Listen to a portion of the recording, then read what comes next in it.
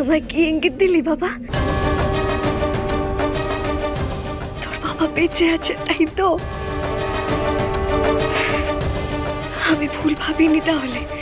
তোর বাবা বেঁচে আছে, আমার বাবু ফিরবেন, বাবু ঠিক ফিরবে, বাবু ঠিক ফিরবে।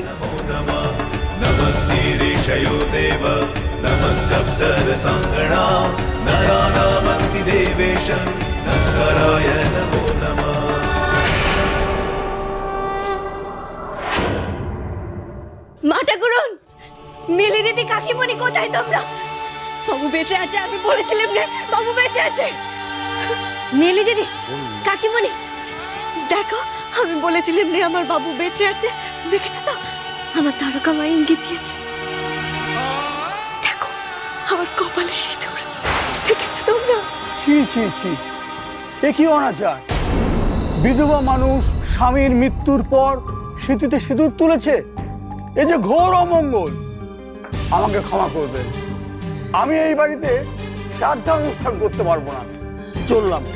না ঠাকুর মশাই, না না, আমি করতে পারবো না শ্রাদ্ধ অনুষ্ঠান। আমি বুঝিয়ে বলছি। না, আমি করতে পারবো না। আহারে আহারে, শোকে আঘাতে বেচারার মাথাটাই খারাপ হয়ে গেছে। শোনো না মেলি দিদি, ও মেলি দিদি, আমি কি বলছি যে পঞ্চমী যদি এই বাড়িতে থাকে তাহলে তো কিঞ্জলের স্মৃতি ওকে তাড়া করে বেড়াবে, তাই না? ও তো এই বাড়িতে ভালো থাকতে পারবে না। অদ্ভুত কথা বলছো তুমি অন্দ্রিজা। ও বাড়িতে থাকবে না তো কোথায় যাবে? ওর অবস্থাটা একবার দেখেছো? এই অবস্থায় ওকে তো ওর মায়ের কাছে গ্রামের বাড়িতে পাঠিয়ে দিতে পারবো না। আমি কি সেটা বলেছি? না না না না বৌমা, এটা ঠিক হচ্ছে না। ও শোক পেলে ও পারবে শোক সামলে নেবে।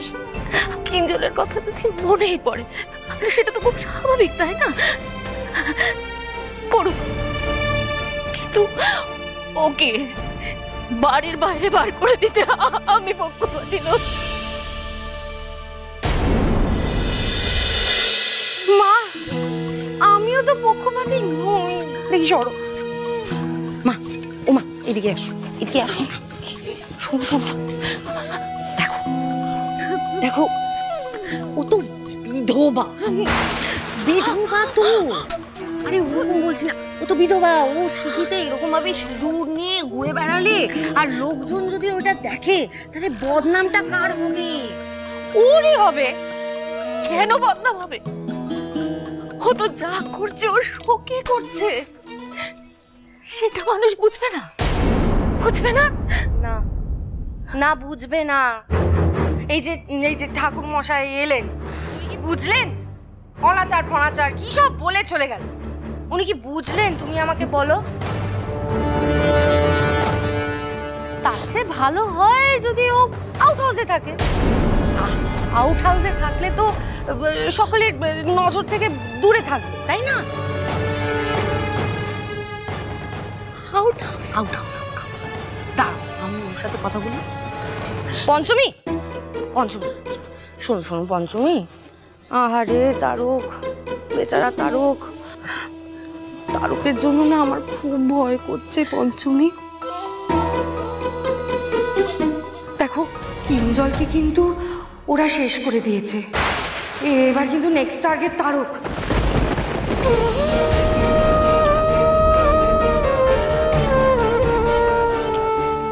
হ্যাঁ, তারকের কিন্তু বিপদ আছে, আমি তোমায় বলে রাখছি।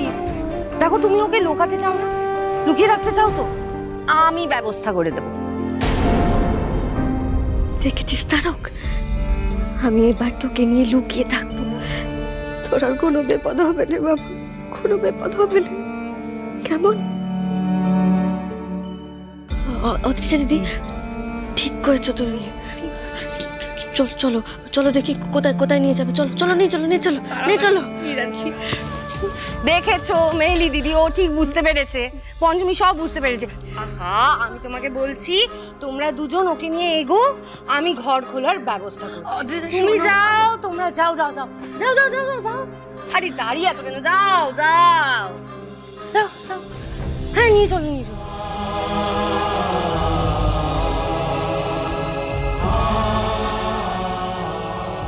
আউট হাউস না ছাই, এখন থেকে ওই পঞ্চমীর ঠিকানা হবে ওই সার্ভেন্টস কোয়ার্টারে। এসো পঞ্চমী, এসো। তোমার তোমার কোনো চিন্তা নেই, তোমার দেখাশোনা করব আমি। হ্যাঁ, তোমার যা লাগবে তোমার, তুমি আমায় বলবে। আর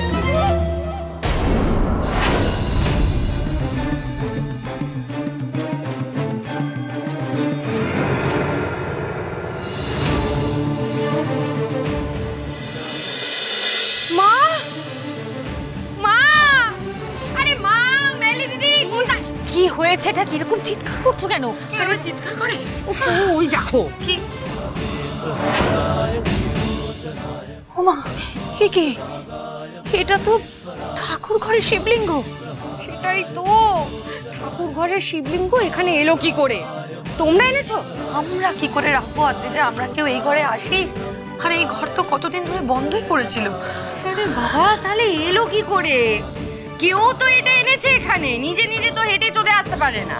সবই বাবা নীলকণ্ঠের মহিমে। তিনি চানলে আমি তার থেকে দূরে যাই। আর আমার তারক তো তারই অংশ। আমি বলছি, দেখো বাবা নীলকণ্ঠ আমার স্বামীর ঠিক ফিরিয়ে দেবে। জয় বাবা নীলকণ্ঠ, জয় বাবা নীলকণ্ঠ। হ্যাঁ, জয় জয় নীলকণ্ঠ জয়।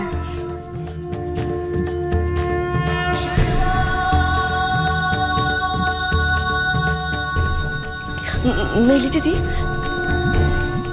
বাবু আমারে বাবা নীলকণ্ঠরে এনে দিয়েছিলেন। আমি বাবা নীলকণ্ঠরে এখানে প্রতিষ্ঠা করব।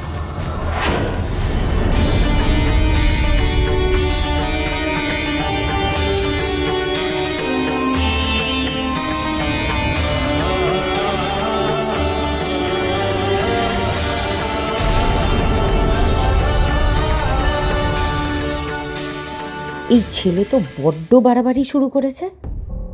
এর এই সব কাণ্ড কারখানা এই ঘর পর্যন্তই ঠেকিয়ে রাখতে হবে। 5 কান হলে আর দেখতে হবে না। পঞ্চমীকে নিয়ে লোকজনেরা এমন বাড়াবাড়ি করবে যে আর দেখতে হবে না। শেষকালে না আমার হাত থেকে সব কর্তৃত্ব কেড়ে নেয়। কি করি আমি, কি করে এই ছেলেটাকে আটকাই?